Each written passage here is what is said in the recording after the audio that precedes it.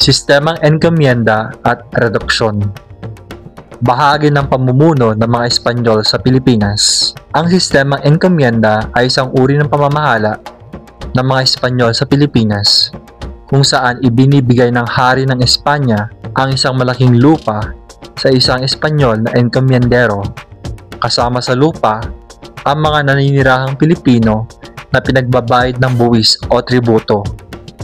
Layunin: makolekta ang buwis o tributo mula sa mga katutubo, palaganapin ang Kristyanismo, panatilihin ang kaayusan sa isang lugar. Sino ang enkomendero? Sila ay mga sundalo, opisyal o kaalyado ng hari ng Espanya na binigyan ng gantimpalang lupa. Hindi nila pagmamayari ang lupa, kundi nangangalaga lang sila rito. Ano ang problema sa enkomienda?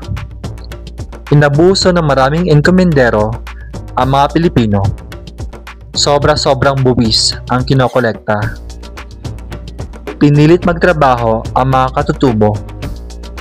Nagresulta sa paghihirap ng maraming Pilipino. Ano ang sistemang reduksyon?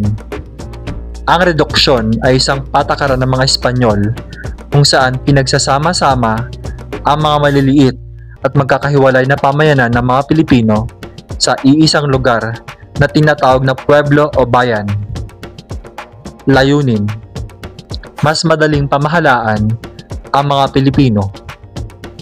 Mas mapadali ang pagbibinyag at pagtuturo ng Kristyanismo. Mas mapabilis ang pagbubuwis. Ano ang itsura ng pueblo?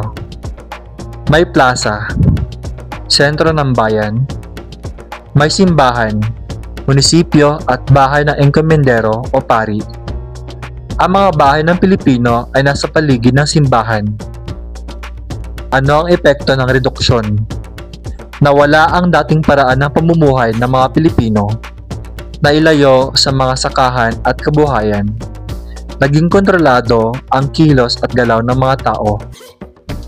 Ang sistemang enkomienda at reduksyon ay mga paraan ng Espanyol upang mamanatili ang kanilang kapangyarihan sa Pilipinas, bagamat layunin nitong isaayos at pamahalaan ang kolonya.